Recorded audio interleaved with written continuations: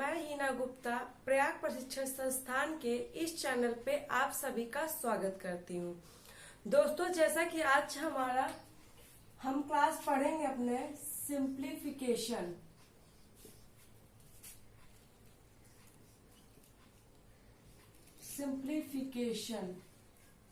जिसको हम हिंदी में कहते हैं सरलीकरण।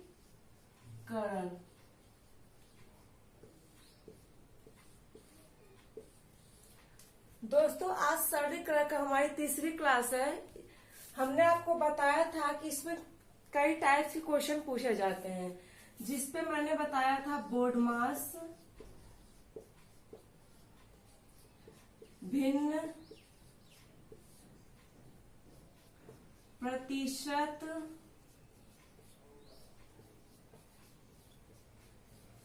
वर्गों के अंतर, जोड़ घटाव, घनों के अंतर, जोड़ घटाव, मतलब कई टाइप से क्वेश्चन इसमें पूछे जाते हैं। तो हमने अपनी पहली क्लास में बोर्ड मास से रिलेटेड क्वेश्चन पढ़े थे। कल हमारी दूसरी क्लास थी जिसमें हमने भिन्न से रिलेटेड क्वेश्चन पढ़े थे। आज हम प्रतिशत से रिलेटेड क्वेश्चन पढ़ेंगे। प्रतिशत के पे आधारित जो क्वेश्चन बनते हैं सिंप्लीफिकेशन में, सरलीकरण में, वो कैसे सॉल्व करते हैं उससे हम पढ़ेंगे। तो बोर्ड मास को मैंने डिफाइन किया था। जिन्होंने बोर्ड मास की मेरी पहली वीडियो ना देखी हो भिन्न की, वो प्लीज मेरी पहले की वीडियो देख ले। और अगर आपको वीडियो अच्छी लगे तो प्लीज लाइक कीजिए, और हमारे चैनल को जिसने अभी तक सब्सक्राइब नहीं किया वो सब्सक्राइब करें। बोर्ड मास के से अकॉर्डिंग से ही सारे क्वेश्चन सॉल्व होते हैं। बोर्ड बी हमारा होता है ब्रैकेट। मैंने बताया था ब्रैकेट 3 होती हैं, और एक ये छोटा ब्रैकेट होता है, ये इसे मझला ब्रैकेट कहते हैं। ये हमारा बड़ा ब्रैकेट होता है। मतलब कि पहले हम सबसे पहले ये ब्रैकेट सॉल्व करते हैं, छोटा वाला, उसके बाद मझला ब्रैकेट सॉल्व करते हैं, फिर हम सबसे बड़ा वाला क्वेश्चन ब्रैकेट सॉल्व करते हैं। ठीक है। ऑफ डिवाइड, डी हमारा होता है डिवाइड, मतलब डिवीजन, जो भाग होता है हमारा। एम से हमारा मल्टीप्लीकेशन, गुणा। ए से ऐड, एडिशन यानी कि जोड़। एस सब्ट्रैक्शन यानी कि घटाव। इसी के अकॉर्डिंग हमारे सारे क्वेश्चन सिंप्लीफिकेशन के सॉल्व होते हैं। कि पहले हमारा जो रूल है वो हमें कहता है कि आप ब्रैकेट के अंदर के पहले आप भाग को सॉल्व करिए, फिर गुणा को सॉल्व कीजिए, फिर जोड़िए, फिर लास्ट में घटाइए। इसी रूल से हमारे सारे सिंप्लीफिकेशन क्वेश्चन सॉल्व होते हैं, और जो बेसिकली क्वेश्चन सॉल्व होते हैं वो इसी रूल से सॉल्व होते हैं। तभी हमारा आंसर मैच करता है। हम क्या करते हैं कि जो हमें इजी लगता है कि इसको कट जाएगा, इसको घट जाएगा, जल्दी से कम हो जाएगा हमारा, तो हम करते थे, उससे हमारा आंसर गलत हो जाता है। इसीलिए इस रूल को आप लोग बहुत इंपॉर्टेंट है, याद रखिएगा। तो आपको समझ में आ गया है। बोर्ड मास से मैंने कई क्वेश्चन सॉल्व करे थे, आप पिछली वीडियो देख सकते हैं। भिन्न का भी मैंने करवा दिया है। प्रतिशत, आज हम पढ़ेंगे प्रतिशत से रिलेटेड जो क्वेश्चन सॉल्व होते हैं उसके बारे में पढ़ेंगे। प्रतिशत क्या है दोस्तों? प्रतिशत हमारा ऐसा भिन्न है जिसका हर हमेशा 100 होता है। मतलब कि जैसे कि कोई संख्या है 10%, इसको हम लिखते हैं 10/100। ठीक है। ये हमारे प्रतिशत का रूल है कि प्रतिशत का जो हर होता है सदैव 10। ऐसी भिन्न है जिसका हर हमेशा 100 होता है सदैव। अगर कोई भी संख्या मान लीजिए x% दिया है तो ये x का 100%, ऐसे भिन्न में बदलना ही हमारा प्रतिशत होता है। क्लियर है दोस्तों? एक रूल और है कि अगर लिखा है x का 10%, x की जगह पे कोई भी नंबर हो सकता है, 5 हो सकता है, 10 हो सकता है, एनी नंबर हो, कोई भी नंबर हो, तो उसका अगर का लिखा है बीच में तो इसका मतलब होता है x का, वो इस फॉर्म में लिखा जाता है। इस फॉर्म में लिख के हम सॉल्व करते हैं। ठीक है। यही मेन है प्रतिशत में, आपको इसको ध्यान रखना है। तो चलिए अब हम अपना क्वेश्चन स्टार्ट करते हैं। तो चलिए देखते हैं अपना पहला क्वेश्चन। देखिए दोस्तों, हमारा पहला क्वेश्चन, 2000 के 5% का 5% कितना होगा, हमें ये निकालना है। कभी हम जब कोई भी सामान लेने जाते हैं तो हम देखते हैं आजकल हर चीज पे डिस्काउंट है ना, कि 20% डिस्काउंट है, 10% डिस्काउंट है, तो उसी तरीके से भी है। तो मैंने अभी आपको का रूल भी बताया और परसेंटेज का रूल भी बताया, तो हम उसी तरीके से सॉल्व करेंगे। चलिए देखते हैं। 2000 का मतलब मैंने बताया था गुणा गुणे, अब 5% का ना मैंने कहा था प्रतिशत हमारा ऐसा भिन्न है जिसका हर सदैव 100 होता है, तो इसको हम भिन्न में बदल लेंगे। फिर का कहा है गुणा, फिर प्रतिशत में है, तो अब इसको हमें निकालना है। अब बस इसका हमको कैलकुलेशन कर देना है। देखिए हम क्या करते हैं, जो बेसिकली है कि इसको गुणा करके हमको इतने में भाग देना होता है, तो छोटा करने के लिए हम इसी को यहीं से कट कर देंगे। देखिए 0 से 0 कट गया, 0 से 0 कट गया, 1 0 यहाँ है, यहाँ कट गया, 2 पंचे 10, 5 से 5 कट गया, हमारा आंसर कितना आया 5। क्लियर है दोस्तों, कितना नॉर्मल था। आपको इसी तरीके से हर क्वेश्चन सॉल्व करना है। ये सिंप्लीफिकेशन का बहुत इंपॉर्टेंट क्वेश्चन है, ये आपके एग्जाम में पूछे जाते हैं, तो आप लोग इसको अच्छे से याद कर लीजिएगा। बस आपको का ध्यान रखना है। का मतलब गुणा होता है और प्रतिशत को हमेशा 100 में बदला जाता है, ठीक है। चलिए इसी तरीके से हम अपना नेक्स्ट क्वेश्चन देखते हैं।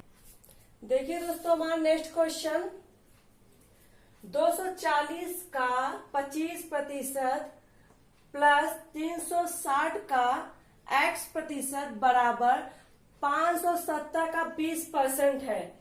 तो हमें जो ये x है ये निकालना है। तो चलिए आप लोग सॉल्व कीजिए, उसी तरीके से सॉल्व होगा। का की जगह आप गुणा करेंगे और प्रतिशत को भिन्न में बदलेंगे, तो जिसका हर हमेशा 100 होता है। चलिए ट्राई कीजिए आप लोग।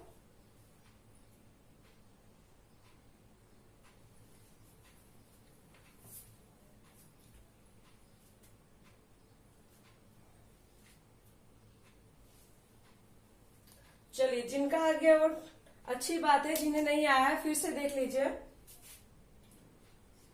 240 का की जगह हम गुणे का निशान रखते हैं, 25 प्रतिशत को हमेशा हम 100 के हर में बदल लेते हैं, प्लस 360 का x% बराबर 570 का 20%।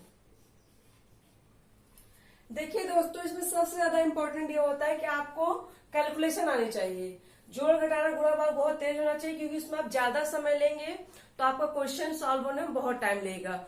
और आजकल कंपटीशन का जमाना है, हमारा जो ITI का भी एग्जाम हो रहा है वो भी ऑनलाइन हो रहा है। और अगर ऑनलाइन नहीं, इस बार तो ऑनलाइन करा दिया गया है, लेकिन कुछ लोग को ऑब्जेक्शन है कि ऑनलाइन नहीं होना चाहिए। अगर आप ऑफलाइन एग्जाम भी देंगे तो उसका टाइम भी लिमिट है, टाइम लिमिटेशन भी है इसका, तो आपको उस टाइम के अंदर ही आपको सॉल्व करना है। तो आप ज्यादा कैलकुलेशन करेंगे तो आपको बहुत ज्यादा समय लगेगा, है ना। तो आपको सब ज्यादा प्रैक्टिस आपको अपने कैलकुलेशन पे करना है। अब कुछ लोग क्या करेंगे, इसको गुणा करेंगे, गुणा करके फिर एक्स का मान निकालेंगे, लेकिन हम इसको छोटा करेंगे। तो देखिए 25 को 100 से काटेंगे तो 25 चौका 100 होता है। देख लीजिए 25 हो जाएगा, 5 दूनी 20 आ जाएगा, 5 चौक 20, है ना। इसी तरीके से हम 4 से इसको काटेंगे, 4 6 24 और 0 बचा हमारा। क्लियर है, समझ में आ रहा है। इसका हमारा बचा 60। अब इसको देखते हैं, इसको हम x 0 0 कट कर सकते हैं, 2 से इसको कट करें, 2 कम 2, 2 8 16 और 2 पंचे 10, तो ये हमारा आ जाएगा प्लस 18x/5 बराबर कितना है, इसको भी हम कट कर लेते हैं। ये 0 से ये कट जाएगा, ये 0 से ये कट जाएगा, है ना। 2 सते 14, हाथ से ले, 2 पंचे 10 1 11। क्लियर है दोस्तों, इतना समझ में आ गया आप लोगों को। आगे बढ़े, चलिए देखिए हमें x का मान निकालना है। अब हम इसको दो तरीके से कर सकते हैं। एक तो x के लिए हम यहाँ एलसीएम लेके, तो फिर यहाँ पे जो हमने कल रूल पढ़ा था भिन्न का, कि इसमें एलसीएम लेके इसमें जिस संख्या का जितना भी रहता है वहां से भाग देते हैं इसमें, जितना आता है उस संख्या से यहाँ पर गुणा करते हैं, है ना। लेकिन ये प्रोसेस बहुत लंबा हो जाएगा। इसके लिए हम शॉर्ट क्या कर सकते हैं कि हम 18x/5 इधर लिख दें और 114, ये 60 इधर माइनस में आ जाएगा। ये इधर प्लस में है, इधर आएगा तो माइनस में हो जाएगा। अगर यही संख्या माइनस में होती तो इधर आती तो प्लस हो जाती। क्लियर है? चलिए अब देखिए यह छोटा हो गया ना, अब इसको हम घटा दें। अगर 18x/5 इसमें घटाएं कितना बचेगा? 4 में 0 गया 4, 11 में से 6 गया 5, 54। ठीक है, क्लियर इतना? अब देखिए मैं यहां नोट कर देती हूं।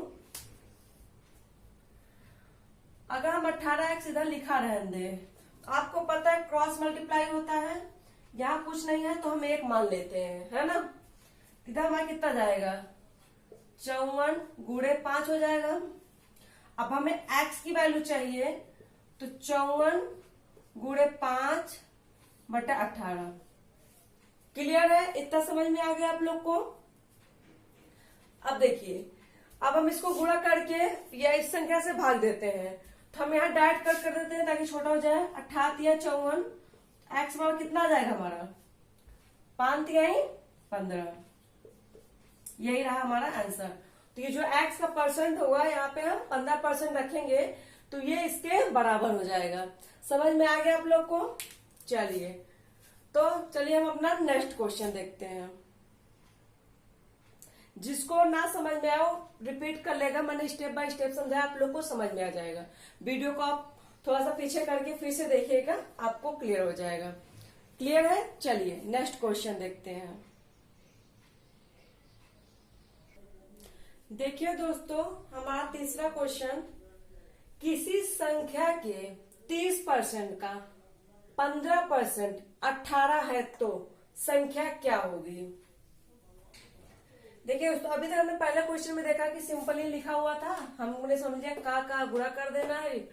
इस तरह से क्वेश्चन भी आपके पूछे जाएंगे, तो आप इस तरह थ्योरी में आप समझना पड़ेगा। किसी संख्या के 15% का 30% का 15% 18 है तो संख्या क्या होगी? चलिए आप लोग ट्राई कीजिए।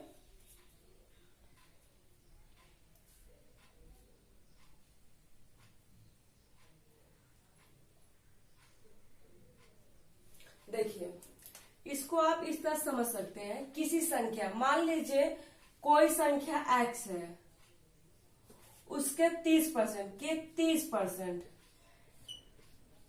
के को हमेशा गुणे में कन्वर्ट करना है, प्रतिशत को हर में 100 होना चाहिए, का 15% 18 है। ये क्वेश्चन आपको समझ में आया? किसी संख्या, मान लिया हमने वो संख्या x है, उसके 30% का 15% 18 है, तो हमें वो संख्या निकालनी है, हमें x निकालना है। ठीक है, तो देखिए अभी तक हम देख रहे थे कि यहीं पे क्रॉस करके पढ़ रहे थे। देखिए हमारा दूसरा रूल क्या कहता है कि हम x को इधर रख के बाकी उधर कन्वर्ट कर सकते हैं। 18 गुणे 100 30 गुणे 15, इस तरीके से भी हम कर सकते हैं। अगर आपको यहां समझ में आ रहा है, कट कर सकते हैं आप, तो यहां कट कर दीजिए, वरना इस तरीके से भी आप कर सकते हैं। देखिए इसका अगर हम आपको दोनों तरीके बताते हैं, एक ये हम देख लेते हैं। अब देखिए इसमें भी आपको कैलकुलेशन ही करना है। अब इन सबको गुणा करके इतने में भाग देना है, तो हम छोटा कैसे करेंगे इसको? 0 से 0 गया, 5 दूनी 10, 5 तिहाई 15, 3 6 18, 3 दूनी 6, तो हमारे पास क्या बचा? x बराबर 2 गुणे 2 गुणे 100, कितना आ गया? 2 दूनी 4 गुणे 100 बराबर 400। क्लियर है दोस्तों? यह हमारा आंसर। अब हम बात कर रहे थे कि जिन्हें इस तरह से नहीं इधर कट कर पा रहे थे एक्स की वैल्यू निकालना, वो इस तरीके से कर सकते हैं। वरना अगर हम डायरेक्ट करना चाहें, देखिए x गुणे 30/100 गुणे 15 बराबर 100, ये हमारा 18 था, है ना। क्लियर है? तो आप अगर एक ये स्टेप, अगला एक स्टेप बढ़ रहा है हमारा, तो कम कंपटीशन कहता है कि आप जितना शॉर्ट कर सकते हो वही सही है।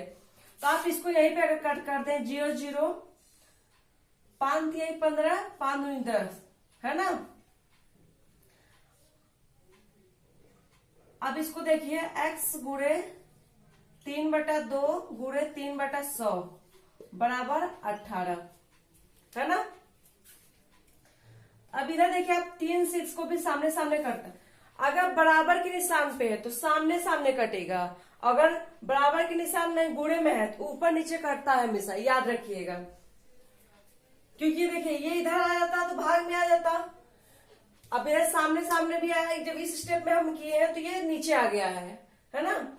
ये इसके गुणे में ऊपर चला गया, इधर नीचे चला गया। देखिए हम यहाँ पर डायरेक्ट कर रहे हैं 3 6 18 3 2 6। ये देखिए x बराबर कितना आ गया 2 गुणे 2 गुणे 100, ये हमारा 400 आ गया। सेम वैसे ही पड़ा।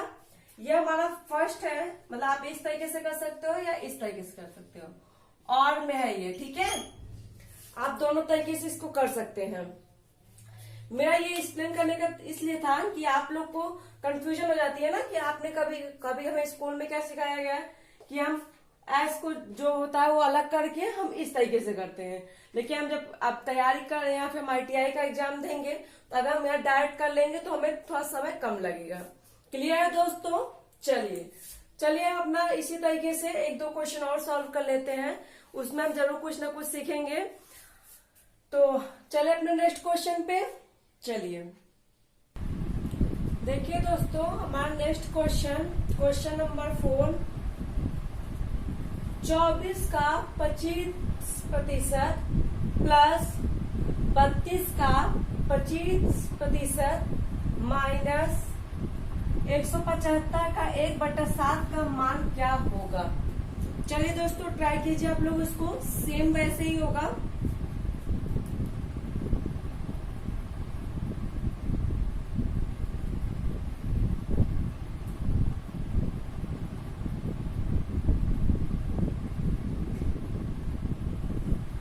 चलिए जिनको आ गया ठीक है, अच्छी बात है। जिन्हें नहीं समझ में फिर से एक बार देख लें। 24 का 25%, इसको हम इस तरह लिखेंगे 24 का मतलब गुणे 25%। प्रतिशत को हम हमेशा भिन्न बदलते हैं, जो कि 100 में उसका हर होता है, प्लस 32 का 25% माइनस 175 का 1/7। क्लियर है दोस्तों। चलिए अब देखिए हम इसको यहीं पे छोटा कर लेते थोड़ा सा, क्योंकि नहीं तो हम गुणा करके करेंगे तो बहुत लंबा पड़ जाएगा। 25 चौके 100, 4 6 24, ये हमारा कितना आ गया 6, प्लस 25 चौके 100, 4 8 32 8 माइनस, अब देखिए 7 हमारे 175 से जाएगा, 7 दूनी 14, बचा कितना हमारे पास 3 5, 7 बचे 35, कितना आया माइनस 25। क्लियर है दोस्तों। 8 6 जोड़ेंगे कितना हो जाएगा 14 माइनस 25। अब इसको करेंगे कितना आएगा 14 + 25 जाएगा, नहीं जाएगा, तो माइनस में हमारा आंसर आएगा -11। ये रहा हमारा आंसर। क्लियर है दोस्तों। चलिए समझ में आ गया आप लोगों को। चलिए अब नेक्स्ट क्वेश्चन देख लेते हैं। देखिए दोस्तों हमारा नेक्स्ट क्वेश्चन, 2 घंटे 1 दिन का क्या प्रतिशत है। देखिए आपसे इस तरह से भी क्वेश्चन पूछा जाता है। एक तो आपका हमारा दिन और घंटे का पूछता है, एक हमारा मिनट और सेकंड का भी पूछ सकता है, घंटे में मिनट का पूछ सकता है, और हमारा जो पैसे होते हैं 1 रुपए में कितने पैसे हैं तो कितने % है उसके हिसाब से भी क्वेश्चन पूछे जाते हैं। तो ये मैं एक टाइप ये भी लाई हूँ आपके लिए कि आपको आइडिया हो कैसे आप सॉल्व करते हैं, है ना। देखिए सेम वैसे ही सॉल्व होता है ये। हमको पता है कि 1 दिन में कितने घंटे होते हैं, 1 दिन बराबर 24 घंटे होते हैं। अब ये कह रहा है कि 2 घंटे, एक दिन का कितना प्रतिशत है। इसको हम दोस्तों कैसे निकालेंगे?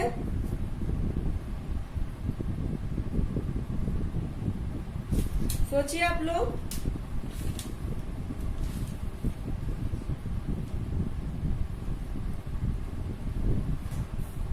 देखिए, हम इसको इस तरह से सॉल्व करेंगे कि मान लेते हैं हम कि एक दिन का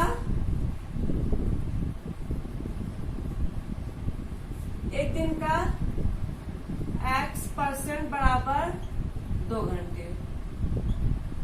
हम इस तरह लिख सकते हैं, एक दिन का x% बराबर 2 घंटे।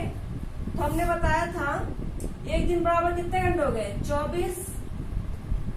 और का की जगह पर हम गुणे का प्रयोग करते हैं, x बराबर 100 न 100 बराबर 2 घंटे। क्लियर है? अब देखिए, घंटे यहाँ भी था, घंटे यहाँ भी, नहीं भी लिखते हैं तो कोई मतलब फर्क नहीं पड़ेगा इससे। तो अब यही आपको सॉल्व करना है। अब इसको हम सॉल्व करें तो x की वैल्यू निकालने के लिए हम यहाँ छोटा भी कर सकते हैं। हम अगर हम 4 से काटे, 4 छंग 24, ये हमारा क्या 25। ठीक, तो ये हमारा 6x बराबर 2, इस तरह से हम लिख सकते हैं। अब हमें x की वैल्यू चाहिए, तो 2 गुणे 25/6। आपको बताया था मैंने, क्रॉस मल्टीप्लाई होती है 25 का 2 से, और ये हमारा 6 हो जाएगा। क्लियर है? तो देखिए, अब इसको हम गुणा कर करते हैं, 2 3 6, तो हमारा x बराबर कितना आ गया? 25/3%। ये हमारा आंसर हो गया।